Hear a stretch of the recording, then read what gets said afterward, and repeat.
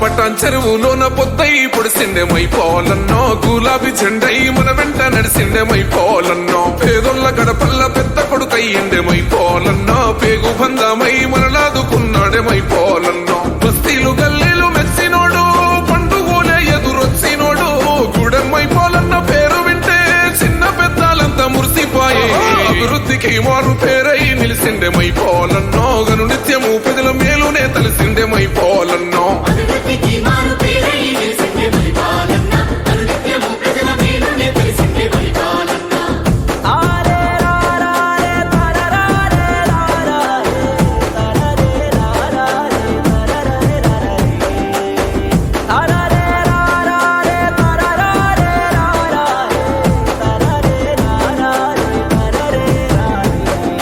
బస్తీల గల్లీల బాధ తీర్చే బంధువులే మనల సేద తీర్చే కష్టమంటే కదిలి వచ్చినోడు కొన్న తల్లిలాగా చూసినోడు కొన్న కొడుకు తనను ఎడబాసిన పుట్టడు దుఃఖాన్ని దిగమింగేనో పటాన్ చెరువు కార్మికుల ఆత్మీయుల సమ్మేళనానికి పెద్ద ఎత్తున వచ్చిన కార్మికులకు మరియు పిఆర్ టౌన్షిప్ మిత్రులందరికీ ప్రత్యేక ధన్యవాదాలు తెలియజేసుకుంటూ ఈ రోజు పటాన్ చెరువు మండలంలో పెద్ద ఎత్తున ఫ్యాక్టరీలు ఉండడం వలన కార్మికులు కూడా పెద్ద ఎత్తున ఉండడం జరిగింది.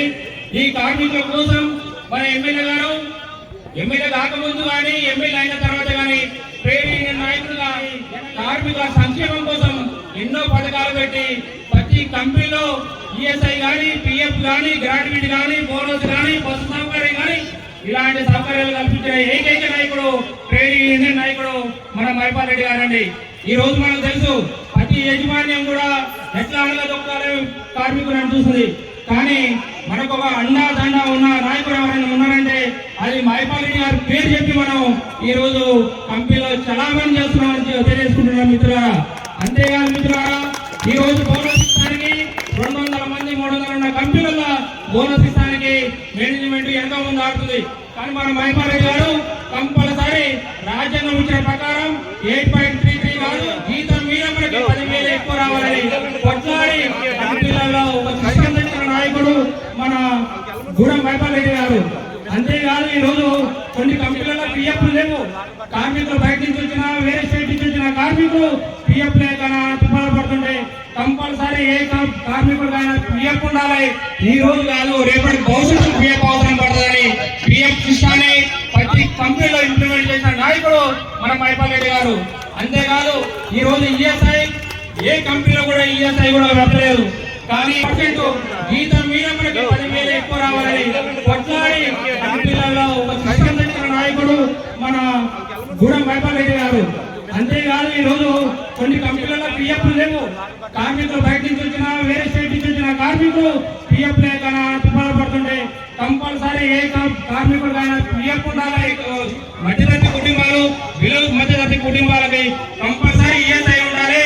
ఈఎస్ఐ ఉంటే 10 లక్షలు 20 లక్షలు 30 లక్షలైనా సెంట్రల్ గవర్నమెంట్ పెట్టుకునే అవకాశం ఉంది. కాబట్టి ఈఎస్ఐ అనేది ప్రతి లేబర్ కాంట్రాక్ట్ లేబర్ కానీ పర్మనెంట్ లేబర్ కానీ ఎవరికైనా ఈఎస్ఐ ఉండాలని ఏకైక సిద్ధాంతంతో పటాన్ చెరువు ఉన్న ఫ్యాక్టరీలు మొత్తం ఈఎస్ఐ మైపాల్ రెడ్డి గారి పథకాలతో కూడా ముందుకు పోతారు.